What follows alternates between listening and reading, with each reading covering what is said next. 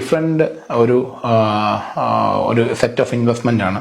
Highly volatile and risky ഒരു അസറ്റാണ് crypto. നിങ്ങൾക്ക് വേണമെങ്കിൽ നിങ്ങൾക്ക് ഇൻവെസ്റ്റ്മെന്റ് ചെയ്യാം. ഇപ്പം നമ്മുടെ നാട്ടിൽ ഹൈ റിസ്ക് ആക്ടിവിറ്റി ചെയ്ത് പൈസ ഉണ്ടാക്കുന്ന കുറേ പേരുണ്ട്. എന്ന് വെച്ചാൽ ക്രിമിനൽ എന്നല്ലേ പറഞ്ഞാൽ വേറെ കാര്യങ്ങളൊക്കെ ചെയ്ത് നമുക്ക് ആ റിസ്ക് എടുക്കാൻ താല്പര്യമില്ല, അതുകൊണ്ട് നമ്മൾ വേറെ രീതി ചെയ്യുന്നു.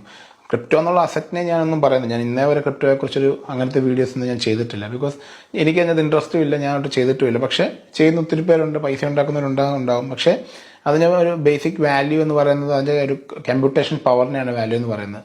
അപ്പം അത് ഇൻവെസ്റ്റ്മെന്റ് ചെയ്യുന്നവരൊക്കെ അത് ചെയ്തോളൂ, നല്ലതാണ്, കുഴപ്പമൊന്നുമില്ല. നിങ്ങൾക്ക് ഫ്യൂച്ചറിൽ നിങ്ങൾക്ക് അത് യൂസ് ചെയ്യാൻ പറ്റും. നിങ്ങൾക്കിപ്പം ബിറ്റ് കോയിൻ ഒക്കെ ഉള്ളവർക്ക്, അതായത് first set of crypto currency ഉള്ളവർക്ക് നല്ലതാണ്. സെക്കൻഡ് സെറ്റും തേർഡ് സെറ്റും ഒക്കെ വരുമ്പോഴത്തേക്ക് അതിൻ്റെ കാര്യങ്ങളൊക്കെ കുറച്ചുകൂടി മനസ്സിലാക്കാൻ ശ്രമിക്കുക. അതെനിക്ക് പറയാനുള്ളൂ. ഇൻവെസ്റ്റ്മെന്റ് ചെയ്യുന്നതിന് തെറ്റൊന്നുമില്ല, പക്ഷേ നിങ്ങൾക്ക് റിസ്ക് അപ്പിറ്റൈറ്റ് എത്ര ഉണ്ടെന്ന് നോക്കണം. നിങ്ങൾക്ക് 1,00,000 ഒരു 10,000 രൂപ ക്രിപ്റ്റോ കൊണ്ടിടുന്ന ഞാൻ